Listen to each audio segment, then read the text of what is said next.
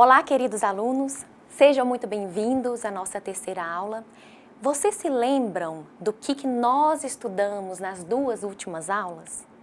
Olha, se você já se esqueceu do que nós vimos nas aulas anteriores, eu sugiro que você faça uma revisão do conteúdo das duas primeiras aulas. Como eu disse anteriormente, os conteúdos da disciplina estão todos interligados, como vocês vão ver na aula de hoje.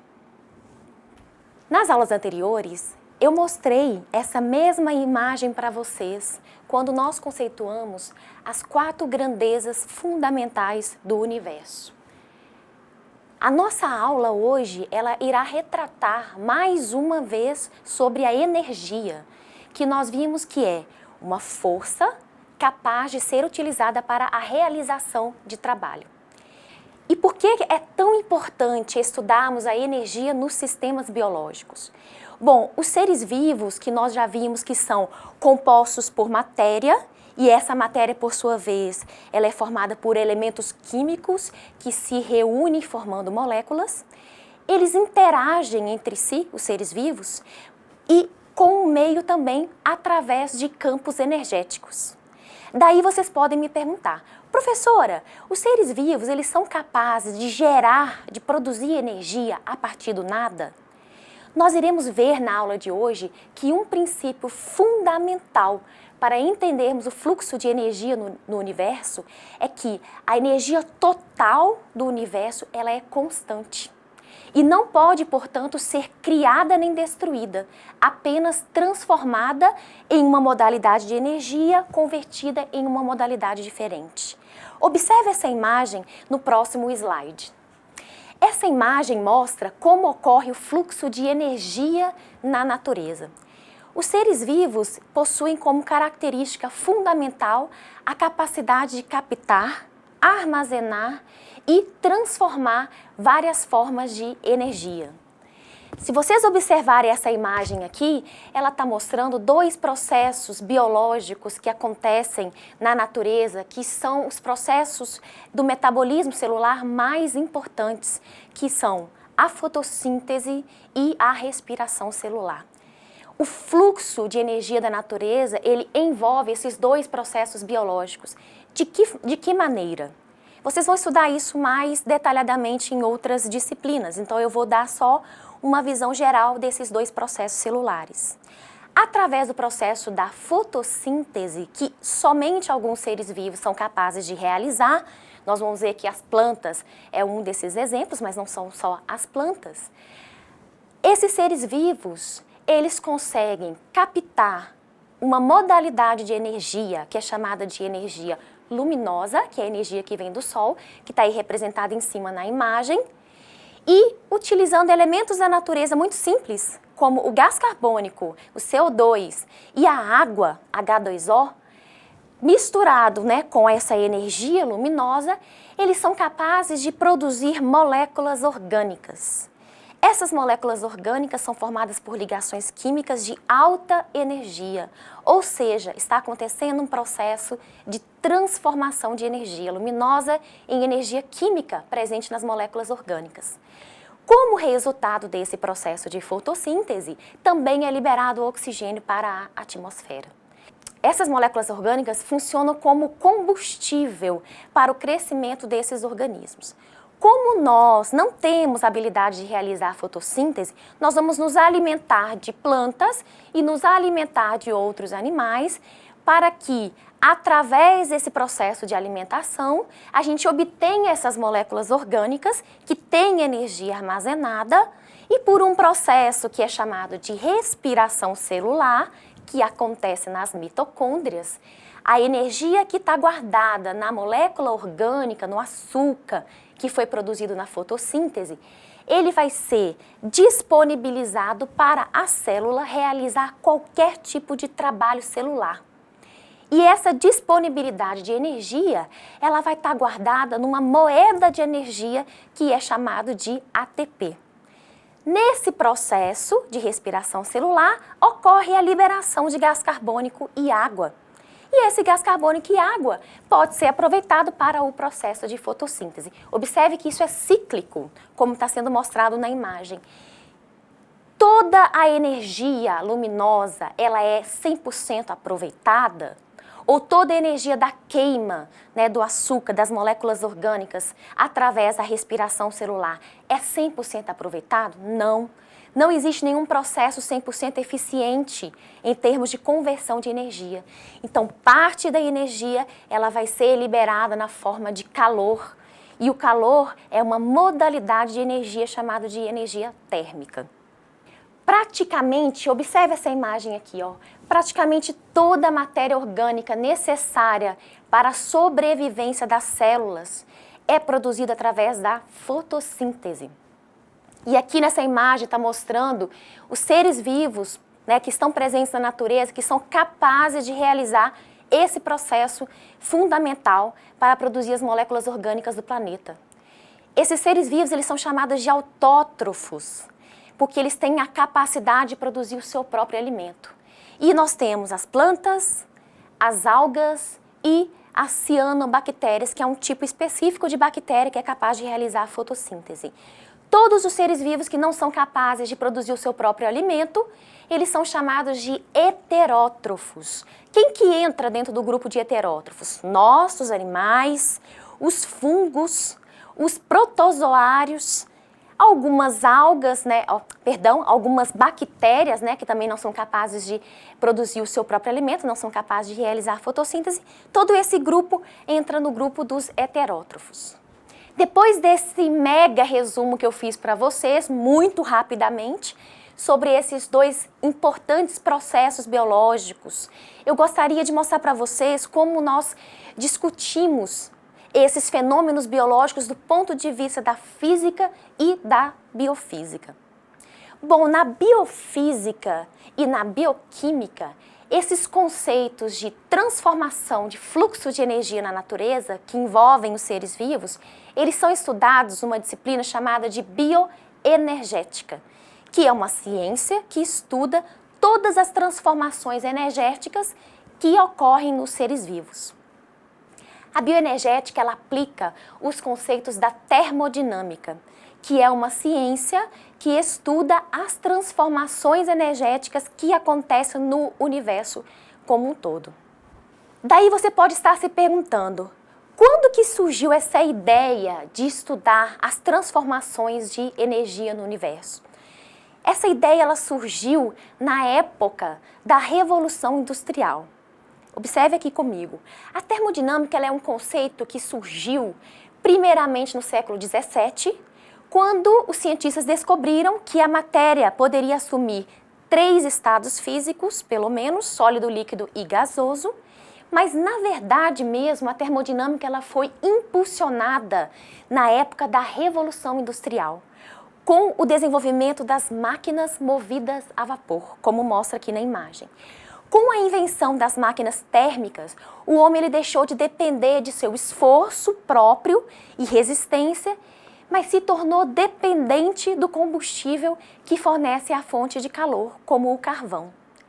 As máquinas a vapor, por serem mais eficientes e possibilitarem uma maior produtividade, geraram naquela época fábricas, indústrias, e com elas veio a tecnologia, surgindo uma nova era de desenvolvimento que foi denominada de Revolução Industrial. E até hoje o homem procura aperfeiçoar e criar novos tipos de motores para movimentarem essas máquinas e também busca novas e econômicas fontes de energia. Por falar de fontes de energia, eu já quero deixar uma pergunta no fórum de discussão para vocês nessa semana. Quero que vocês pesquisem os conceitos de combustível fóssil, energia renovável e energia limpa. Qual é o conceito, né, o que define esses conceitos? Quais são os tipos de energia que se enquadram em cada uma dessas modalidades e quais são as vantagens e desvantagens do uso de cada tipo de energia? Combinado? Bom, aqui nessa imagem a gente mostra para vocês que a palavra, da onde vem a origem da palavra termodinâmica. Ela vem do grego terme, que quer dizer calor, e dynamis, que tem a ver com movimento.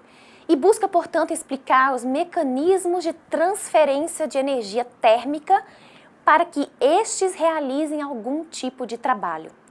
A termodinâmica ela trabalha bastante com 3 variáveis, como mostra aqui na imagem: a temperatura, a pressão e o volume. A temperatura ela mede a quantidade de calor que está presente no sistema, o grau de agitação dessas moléculas. E esse calor, que é uma energia térmica, poderá causar transformações nesse sistema que irão resultar em mudanças de pressão e de volume.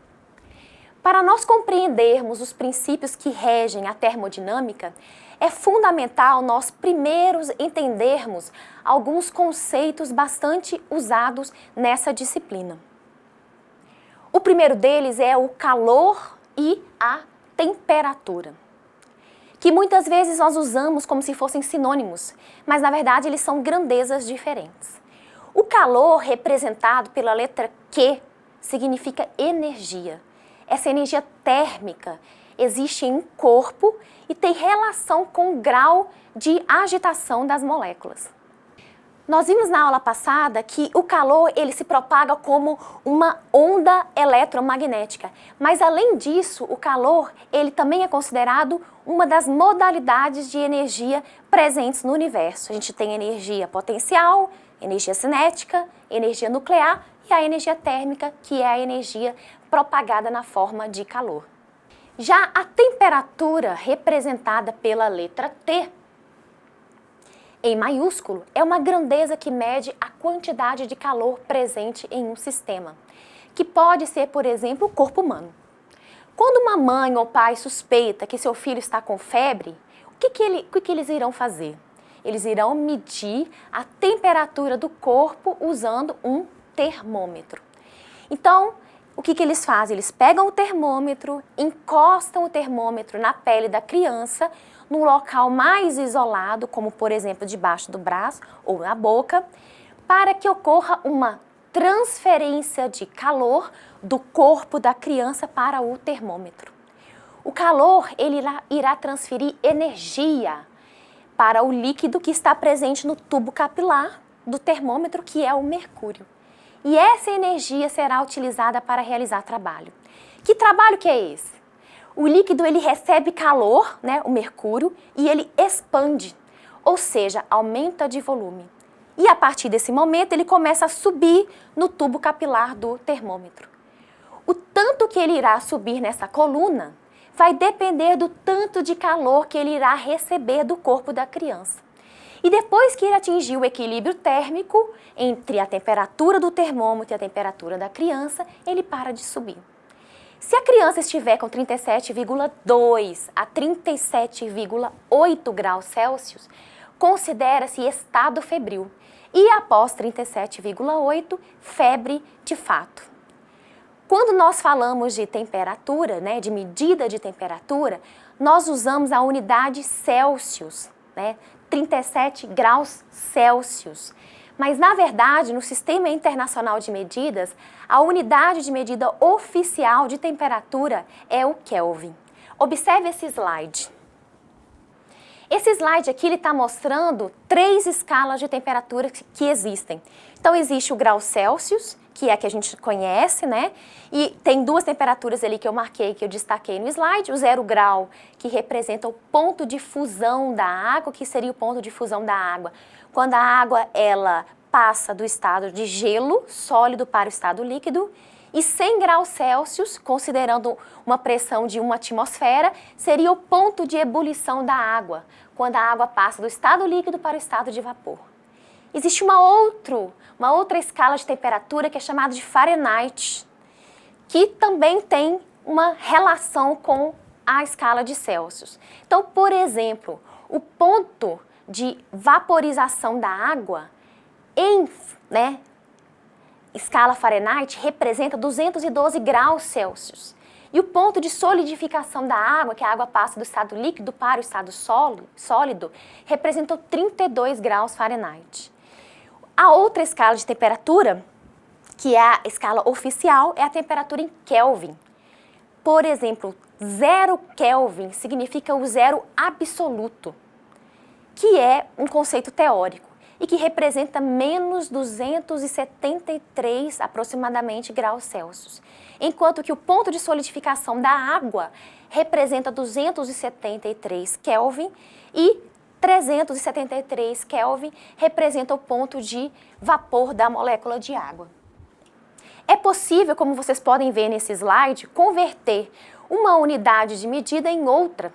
E aqui essa fórmula é que define a conversão dessas unidades. Então, essa fórmula está relacionando os 3 tipos de escalas de temperatura, temperatura em Celsius, Fahrenheit e Kelvin. E se você tiver, né, a curiosidade de saber o quanto que uma temperatura em graus Celsius representa em Fahrenheit, você pode simplesmente, né, pegar e substituir esse valor de temperatura em Celsius e obter através dessa fórmula o quanto que ela representa em graus Fahrenheit. Da mesma forma, a interconvenção entre Fahrenheit e Celsius, Kelvin Celsius e Kelvin em Fahrenheit. A gente vai ter oportunidade de treinar esse sistema de conversão de escalas de temperatura nos nossos exercícios. Um outro conceito importante em termodinâmica é o conceito de sistema e entorno. Por exemplo, eu falo muito com vocês do termo sistema biológico. Né? O que seria um sistema biológico? E o que representaria o meio em torno desse sistema biológico? Aqui nessa imagem, ela está mostrando um esquema, né, que representa o que seria esse sistema e o que seria entorno. Parte do universo considerado no estudo de um fenômeno, a gente pode dizer que é um sistema. Então, eu posso considerar, na minha análise, que o sistema pode ser um corpo humano inteiro. Então, eu estou definindo que, né, eu estou analisando as transformações de energia que acontecem no corpo de um ser vivo. Ou eu posso falar assim, não, o meu sistema de análise não é o corpo todo, é uma célula. Então, a célula passa a ser o sistema. E aí, nós vamos nos preocupar com as transformações de energia que vão acontecer dentro da célula e entre a célula e o ambiente extracelular. Ou eu posso definir ainda o sistema como um espaço maior ainda, que envolve a interação de seres vivos. Então, depende muito da definição do que você quer considerar no seu estudo, né, daquele fenômeno biológico, o que você quer considerar como sistema. O que seria o entorno, então? É o meio que está em volta. Então, numa célula, o espaço extracelular é considerado entorno. Se eu considerar o corpo humano inteiro como um sistema biológico, o espaço, né, extracorpóreo, né, que está ao redor do corpo desse indivíduo, ele é considerado, então, o meio ambiente ou entorno, que são coisas relacionadas, são significados idênticos. E esses tipos de sistema, eles podem ser classificados em 2, sistema aberto e sistema fechado. Em um sistema considerado aberto, são todos os sistemas em que são possíveis haverem trocas de energia e matéria com o ambiente. Por exemplo, os seres vivos, eles são considerados um sistema aberto, porque nós podemos trocar calor e energia, outras modalidades de energia, e matéria com o ambiente. A célula é considerada um sistema aberto. Na verdade, a maioria dos sistemas da natureza, eles são considerados abertos, né? Porque são sistemas que permitem essas trocas de matéria e energia com o meio.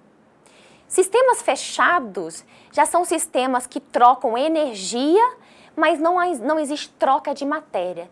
E um exemplo, né, de sistema fechado seria, né, um exemplo teórico, a Terra comparada com o Sol. Então, a interação entre o planeta Terra e o Sol, ela é uma interação no qual ocorre troca de energia, mas não está havendo troca de matéria. E aí seria um exemplo de sistema do tipo fechado. Outro tipo de sistema, né, que pode também surgir é um sistema chamado de adiabático. Nesse tipo de sistema não é possível haver troca nem de matéria e nem de energia com o meio ambiente. É um sistema teórico, na verdade, né? Porque ele é um sistema completamente isolado.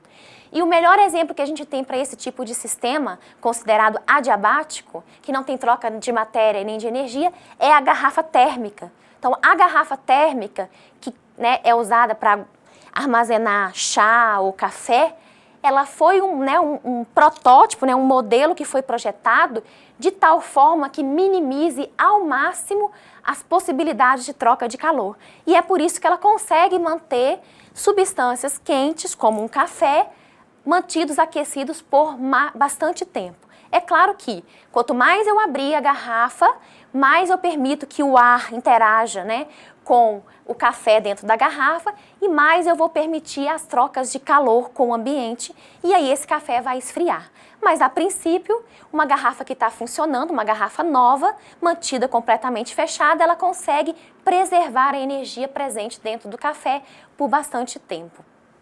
Um outro conceito importante na termodinâmica, ele é o conceito de energia interna, representada pela letra U em maiúsculo. Todo sistema possui uma energia interna dentro, né, desse sistema. E essa energia é o somatório de todas as modalidades de energia que podem estar presentes nesse sistema. Então, existem vários tipos de energia que podem estar presentes no sistema, como está mostrando aí no slide. Energia potencial, energia cinética, energia elétrica, energia química. Se eu pegar a contribuição de todas essas energias e eu somar, eu estou falando da energia total, que é a energia interna do organismo. Todo sistema tem energia interna, tá? E essa energia interna, ela tem uma relação com temperatura, pressão e volume, porque isso são propriedades das moléculas químicas que compõem o sistema. O valor absoluto da energia interna, então qual é a energia interna presente num corpo, num sistema biológico? Eu não consigo medir exatamente esse valor, mas eu consigo capturar as transformações de energia. Então eu consigo medir a variação de energia interna, que é representada por ΔU, que pode ocorrer entre os sistemas com o seu entorno. O último conceito geral usado em termodinâmica que iremos abordar, nós já falamos sobre ele em outras aulas, é o conceito de trabalho. Como que funciona o trabalho na termodinâmica? O trabalho, ele vai medir o quanto da transferência de energia afetou o sistema. Então, eu tenho um sistema e eu acrescento energia nesse sistema. Essa energia, ela pode ser utilizada para a realização de trabalho e ele vai medir, em termos de variação de pressão e de volume, o quanto que a quantidade de energia que eu coloquei no sistema afetou essas duas variáveis. Se vocês observarem na fórmula de trabalho, que está representada aí no slide, nós temos W, é o trabalho que relaciona a pressão e volume, e ele é diretamente relacionado com a variação do volume e a pressão que foi aplicada a esse sistema por causa do calor que foi transferido. Existem vários tipos de trabalho, mas esse trabalho especificamente usado em termodinâmica, ele vai relacionar o trabalho que foi produzido por um sistema que se expande por causa da transferência de energia que ele recebeu. Ou cedeu, né? Que ele pode também ceder energia. Bom, depois de todos esses conceitos, nós iremos falar sobre as duas leis ou os dois princípios da termodinâmica. O primeiro deles, ele é conhecido como a lei da conservação de energia. E o que diz essa lei de conservação de energia? Ele diz que a energia no sistema, né, ela não pode ser criada nem destruída, apenas transformada. Esse conceito, ele lembra muito um conceito geral que a gente escuta, que a gente não sabe nem quem que inventou, mas a gente escuta muito na internet falando assim, que na natureza nada se perde, nada se cria, tudo se transforma. Você já ouviu falar desse conceito? Esse conceito ele tem uma relação com a primeira lei da termodinâmica. O que essa primeira lei está falando? Que uma energia que está presente no sistema, a energia que está presente, na verdade, no universo, ela não é criada, ela não é destruída, ela é transformada. Pode ser que você não observe, não consiga perceber para onde que essa energia ela foi, mas ela pode ter mudado de uma modalidade para outra e você não conseguiu medir a energia. E não quer dizer necessariamente que essa energia ela foi perdida ou destruída.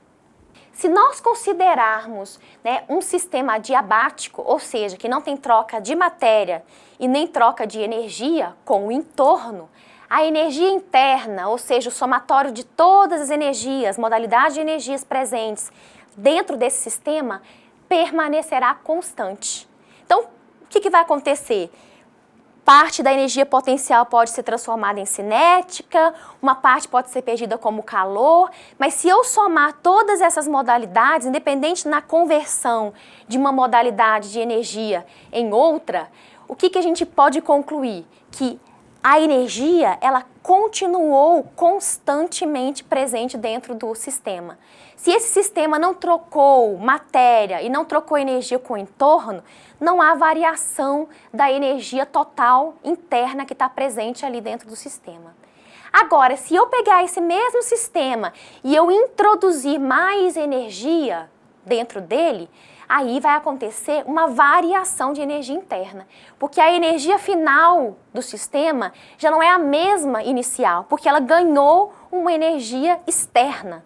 Então, o ΔU, né, ele vai representar a diferença entre a energia interna do sistema no estado final, subtraído da energia interna no estado inicial. Em outras palavras, a variação de energia interna, ela vai avaliar qual foi o calor adicionado ao sistema e o que foi utilizado dessa energia total para a realização de trabalho pelo sistema. A maioria das transformações químicas e físicas, elas ocorrem não em sistemas fechados adiabáticos, mas em sistemas abertos, ou seja, sistemas em que há troca de matéria e de energia com o entorno. Em um sistema que é aberto, né, ele pode se expandir o tanto que ele quiser e, portanto, a pressão nesse sistema ela é constante. Quando a gente está falando de transformações de energia em sistemas abertos, aí a gente já não vai falar mais de variação de energia interna somente. Nós vamos falar de uma outra variável que surge, que é chamada de entalpia, que é representada pela letra H. A entalpia, ela relaciona a variação de energia interna com o trabalho, pressão, volume. Nessa fórmula aqui, no slide, ele está mostrando o ΔH, que é a variação de energia interna, a outra parte ela está representando o trabalho e a variação de energia interna, que é o ΔU. Então, se eu somar a variação de energia interna com a quantidade que foi utilizada de trabalho, eu tenho a variação de entalpia. Assim como a energia interna, U, né, que nós já vimos, ela não pode ser medida diretamente, mas apenas a sua variação, o ΔU, a entalpia por si só não pode também ser diretamente medida. Mas a variação de entalpia, ela pode ser medida. E como nós vimos, a variação de entalpia é uma grandeza que soma a variação de energia interna, mas o quanto dessa energia vai ser destinada para a realização de trabalho. Se a gente pegar aquela fórmula que nós mostramos no slide anterior, desmembrarmos aquela fórmula, né? E aí depois, no finalzinho, a gente pode chegar à conclusão que a variação de entalpia nada mais é do que a quantidade de calor que foi fornecida ao sistema, a um sistema aberto que está sob pressão constante. Dependendo do sinal do valor de variação de entalpia, as reações de transformação de energia, elas podem ser classificadas em reações exotérmicas ou reações endotérmicas. Observe comigo aqui.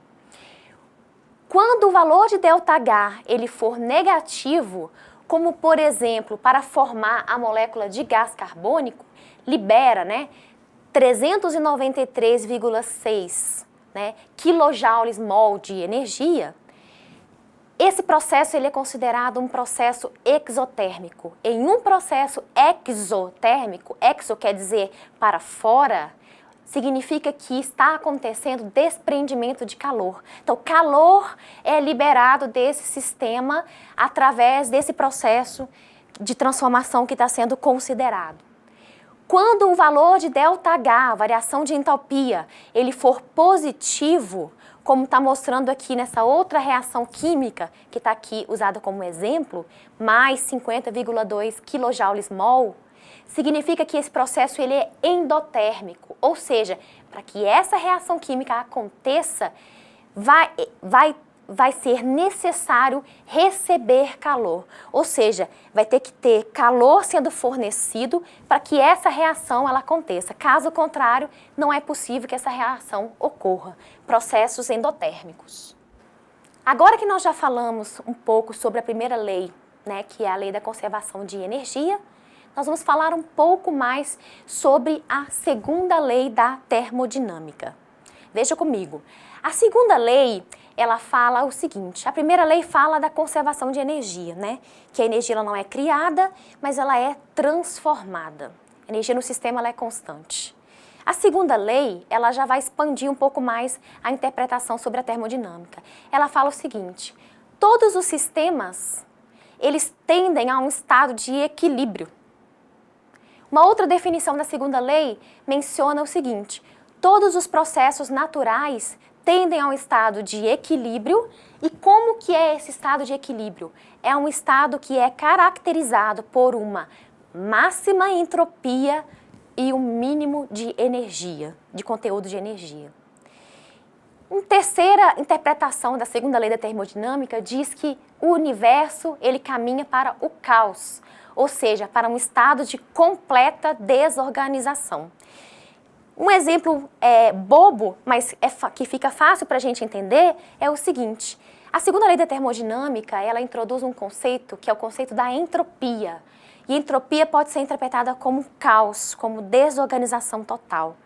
É muito mais fácil você manter o seu quarto organizado, a sua casa organizada ou desorganizada.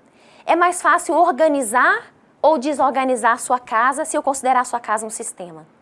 É muito mais fácil eu desorganizar, certo? É mais fácil a gente bagunçar a casa do que a gente organizar a casa. Para a gente organizar a casa, manter a casa organizada, a gente vai gastar energia para que isso aconteça. Mas para bagunçar, gente, é muito mais fácil, né? Então, só para vocês terem uma analogia com o conceito de entropia. O conceito de entropia, ele aborda estados de desorganização da matéria. A gente vai ver um pouco mais como que isso acontece. De acordo com a segunda lei da termodinâmica, a energia, ela se desloca espontaneamente dos níveis mais altos de energia para os níveis mais baixos de energia. Por exemplo, de onde está mais quente para onde está mais frio. Se eu pegar, por exemplo, ferver uma água para fazer um café, faço esse café, coloco ele na xícara, tomo o café e eu demoro demais para tomar o café, o que vai acontecer com o café? Qual é a tendência? É o café esfriar, tá? Então, isso tem relação direta com a segunda lei. Ou seja, a energia está migrando de um nível mais alto, que é o café quente, para um nível mais baixo de energia, que é o café esfriar. O café esfriar significa o quê? Que dissipou parte dessa energia que estava presente no café mais quente. Outro exemplo, né, a tendência é que o som ele se propague, né, e ele se propague de uma tal forma, né, o som ele se propaga como uma onda, de tal forma que à medida que ele vai se propagando, ele vai se tornando cada vez mais baixo, até chegar ao silêncio absoluto. Uma outra, o claro e o escuro, ou seja, esses contrastes que a gente observa na natureza, eles são exemplos claros da aplicação da segunda lei da termodinâmica. Eu vou dar agora também alguns exemplos para vocês do que acontece dentro da célula. Será que dentro da célula nós conseguimos perceber como que esse princípio da segunda lei da termodinâmica ele se aplica? Vamos observar aqui. Nesse slide eu estou mostrando para vocês o transporte de moléculas que acontece na célula, né? Então está representando a membrana celular, proteínas transportadoras responsáveis pelo tráfego de substâncias de um lado para outro da célula, do lado de dentro para o lado de fora para o lado de dentro. E vocês estudaram na biologia celular que o transporte passivo de moléculas na célula é um transporte que não tem gasto de energia, não gasta ATP. E aí, como que esse transporte ele vai acontecer de forma passiva? Ele vai acontecer sempre com uma tendência muito clara. As moléculas vão migrar do local onde elas estão com maior concentração para o local onde elas estão com menor concentração. Então aqui no primeiro slide está mostrando que o sódio, representado por Na+, a fórmula dele, ele está mais concentrado, né, em cima em relação à parte de baixo. Essa maior quantidade de sódio representa um maior estado de energia. E, de acordo com a segunda lei da termodinâmica, a tendência natural é, quando essa proteína transportadora ela abrir, a tendência é que o sódio vai fluir da onde ele está maior concentrado para onde ele está menor concentrado. Ou seja, para o estado de maior energia em relação ao estado de menor energia. Do outro lado da imagem, a gente tem mostrando o potássio, representado por K+, e mostrando a mesma coisa acontecendo. O potássio está mais concentrado embaixo em relação ao lado de cima. Quando esse transportador de potássio abrir, essa proteína transportadora, o potássio ele vai passar da onde ele está mais concentrado, a gente fala que é a favor do gradiente de concentração, para o ambiente externo, aonde ele está menor concentrado. Ou seja, fluindo de onde tem mais energia, matéria e energia, para onde tem menos matéria e energia. Agora, é possível eu fazer o caminho inverso, tá? Então, é possível eu fazer o oposto da tendência natural de movimento das moléculas de um lado para outro na célula? É possível. Só que para isso, eu vou ter que realizar um trabalho.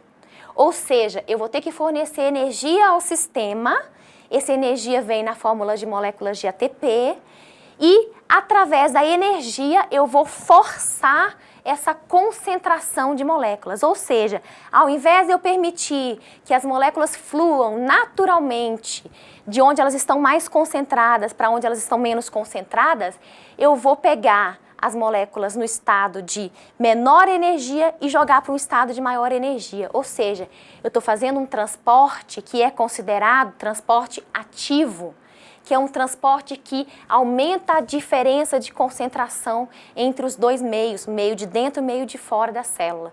Mas para que isso aconteça, e a bomba de sódio e potássio é um dos exemplos clássicos na biologia celular desse fenômeno acontecendo, eu preciso de ATP, eu preciso de energia para que eu faça o oposto da tendência natural de movimento das moléculas de um lado para outro da célula. A segunda lei da termodinâmica, ela estabelece uma nova variável, né, que nós vamos voltar a falar dela agora, que é a entropia. A entropia, ela é representada pela letra S em maiúsculo. A entropia, ela mede o grau de desorganização de um sistema. E o exemplo do gelo é o melhor exemplo para a gente entender como que funciona a entropia. A entropia ela tem uma relação direta com temperatura. Quanto maior a temperatura de um sistema, maior é o grau de entropia, que é o que está sendo mostrado aqui no slide.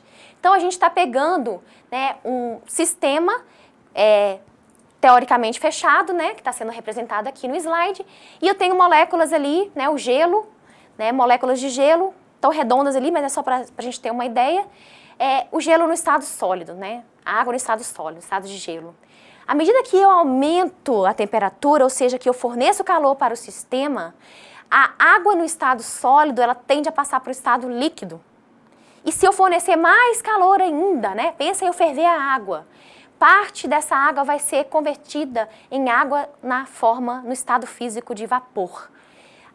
Quando eu passo do gelo para a água líquida e para o vapor, eu aumento o grau de entropia. E esse grau de entropia tem a ver com o grau de agitação das moléculas químicas. Se eu forneço calor para essas moléculas químicas, elas começam a se movimentar, porque elas ganham energia cinética, energia de movimento. Se elas começam a se movimentar, e esse movimento ele é completamente aleatório, elas aumentam o grau de desorganização entre si. E quanto maior a temperatura, maior será esse grau de desorganização. E, por consequência, maior será o valor da entropia.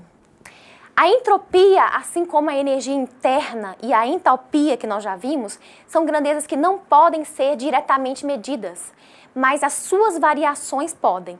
Então, nós não podemos calcular o valor de S, mas nós podemos estimar o valor de ΔS, que representa a variação de entropia. Veja comigo aqui. A variação de entropia, ela pode ser calculada pela seguinte fórmula. Ela depende da quantidade de calor absorvido pelo sistema em função da temperatura do sistema medida em Kelvin.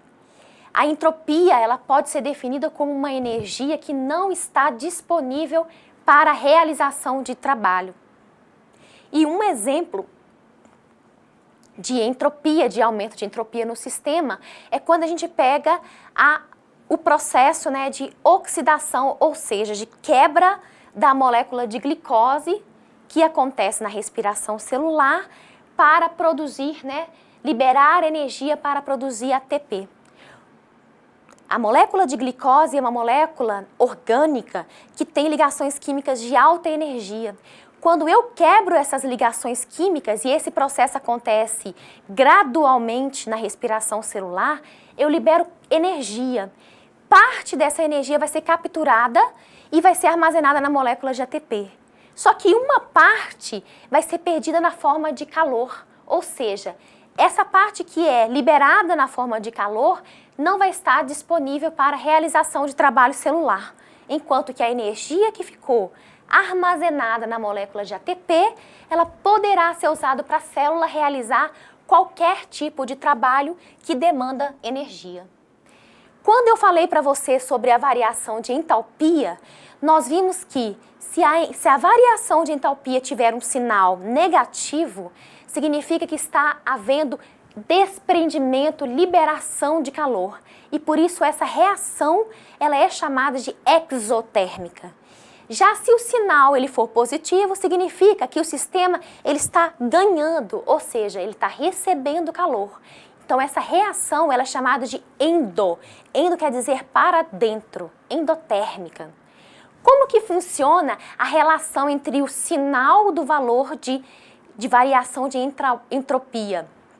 Observem aqui no slide. A variação de entropia ela é usada como um critério para avaliar se uma determinada transformação acontece de forma espontânea.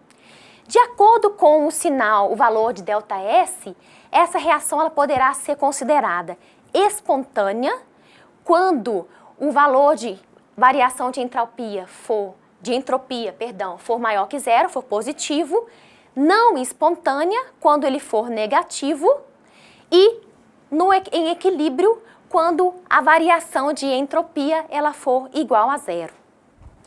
Como a entropia ela mede a energia que não está disponível para a realização de trabalho, resta uma parcela da quantidade de energia total que é útil para realizar trabalho. Essa parcela útil ela é chamada de energia livre, que é representada pela letra G. E essa energia livre, que é representada por G de Gibbs, que é o criador, quem descobriu essa energia, quem fundamentou esse princípio da energia livre, representa uma energia que está disponível para realizar trabalho. A energia livre ela não pode ser diretamente medida em um sistema, mas a sua variação sim. E essa variação de energia livre pode ser entendida da seguinte forma. De toda a energia que estiver presente em um sistema, existe uma parcela de energia que vai ser utilizada para realizar trabalho, que é a variação de entalpia, e qual é a quantidade de energia que vai representar a entropia, ou seja, tem uma energia que não vai ser disponível para realizar trabalho. Como que essas variáveis se relacionam?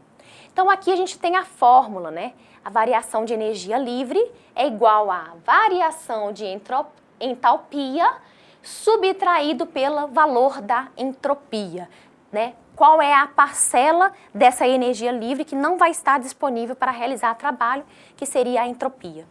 De acordo com a variação de energia livre, as reações químicas, as reações, as transformações de energia, elas podem ser consideradas prováveis, espontâneas ou improváveis de acontecer.